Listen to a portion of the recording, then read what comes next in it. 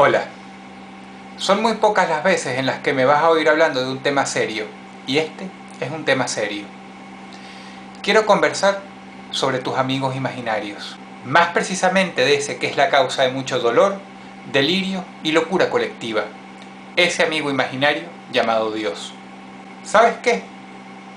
Yo no puedo probar que Dios no existe, porque la gente religiosa en todo el mundo, de distintos credos, se valen de una falacia lógica para escudarse contra la razón y contra la ciencia, que uno no puede demostrar lógicamente o científicamente o con métodos que un ser superior no existe.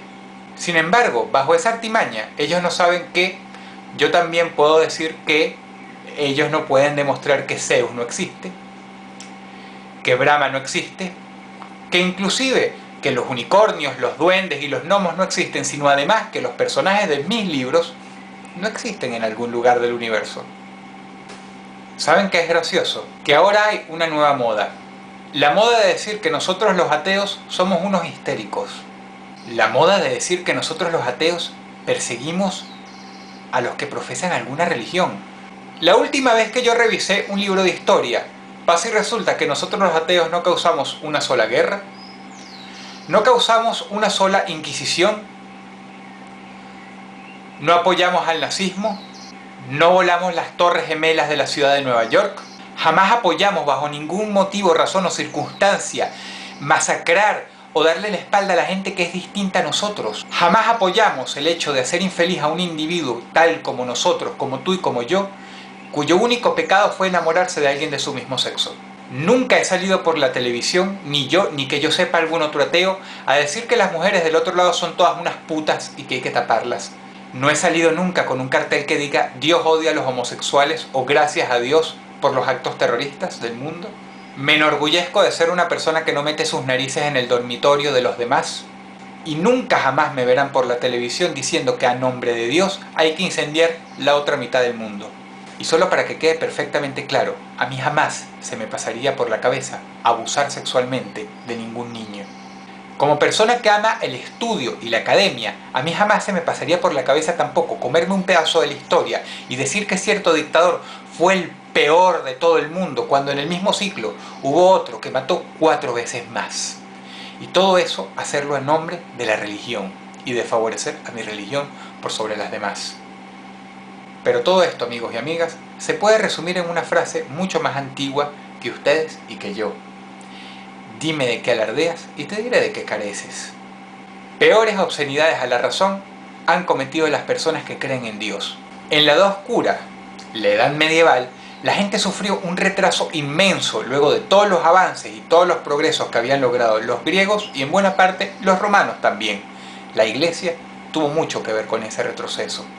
Durante la Edad Media, la Iglesia no solamente tenía los libros y los materiales de lectura muy bien resguardados, sino que además era terminantemente prohibido que la plebe accediera a este material. Cada vez que llegaba un maestro, la historia ha demostrado que la Iglesia le ponía un palo en la rueda para evitar que instruyera a las personas. Porque al igual que el político bananero, estar bien instruido, tener cultura general y ser un buen estudioso te permite llegar más arriba, te permite incluso escaparte de esos discursos baratos que te dicen qué, pero jamás cómo. La Iglesia y la religión es exactamente lo mismo. Históricamente, cuando era todopoderosa, la Iglesia siempre intentó apartar del camino, matar, amenazar, amedrentar o simplemente desaparecer a todas las personas que poco a poco iban poniendo su granito de arena para dejar al descubierto una gran verdad. No existe Dios. Puedes rezar todo lo que tú quieras, puedes poner todos los ejemplos de milagros familiares que tú quieras. Ninguno de ellos es una prueba real. Ninguno de ellos es una prueba aceptable. Ninguno de ellos va a pasar de ser una simple anécdota que se puede describir con una sola palabra: casualidad. La casualidad existe en la vida de los creyentes, quienes subjetivamente andan por ahí diciendo que son milagros, tal como la gente que no entendía las lluvias, que no entendía el porqué del día y de la noche, y que creían que lo ocasionaba un dios, llámese Horus, llámese Jehová. La casualidad existe también en la vida de los animales, insisto, no prueba la existencia de un dios. Y como eres un ser humano y el instinto primitivo vale mucho más que todas las cosas culturales que te inculcaron desde que eras niño, tú en el fondo sabes que un buen médico, que un buen doctor o que una buena medicina va a hacer más por tu salud que 1000 padres nuestros puestos juntos. Un buen amigo va a hacer más por tu felicidad y va a ser mejor guía para tu bienestar que estar sentado como un idiota hablando solo, creyendo que estás hablando con Dios. Y una buena madre hará por sus hijos mucho más que todos los dioses del mundo puestos juntos. Es muy patético porque la gente se empeña en creer en un Dios por miedo, porque no pueden tolerar que cuando uno se muere, ya, se acabó, dejamos de existir. Y entonces, como buenos seres humanos, empiezan a escribir guiones sin pies ni cabezas que tratan de dar cierta tranquilidad. Vamos a reencarnar, existe un paraíso, etcétera, etcétera, etcétera. Es un desesperado y patético intento para tratar de programarte tú mismo como un fanático o un fanático like y decirte que, tranquilo Jorge, cuando me muera no va a pasar nada porque voy a pasar a otro lugar. Por eso cuando alguien sufre una larga enfermedad y sabe que se va a morir, se pone triste en el fondo. Esa persona no está tranquila porque humana, carnalmente, sabe que el fin está cerca y ya, no hay otra existencia después de eso, se acabó. Y buena parte de la culpable de ese dolor que sienten todos los seres humanos que no tienen la fortuna de morir súbitamente, es toda una vida que en vez de haberla dedicado a prepararnos, en parte, para lidiar con esa situación, nos dice algo que, en el momento final, sabemos que es mentira. Hay una lucecita muy en el fondo que nos dice que ya, el tiempo de uno se terminó, y después de eso, se deja de existir. Yo he tenido mucha suerte en esta vida, sí, he sufrido. Y he sufrido como cualquier persona en el mundo, desde mi prójimo más cercano, la vecina, hasta el presidente de cualquier país del mundo. Todos hemos sufrido. Pero yo he tenido mucha suerte. Yo he tenido más fortuna que el 85% de los seres humanos que nacen en este mundo. He tenido siempre que comer, he tenido siempre donde dormir, he tenido siempre donde quedarme y he tenido gente que me ha querido cerca. Y yo no creo en Dios. Y te advierto, no te va a pasar nada malo por no creer en Dios.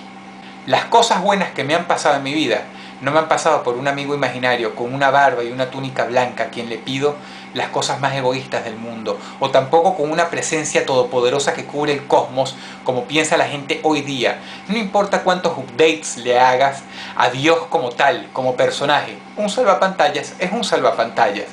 No hay peor insulto que la ironía. Y tengo una ironía muy grande para todas las personas que creen en Dios, a quienes les invito a reflexionar. ¿Saben qué es la ironía?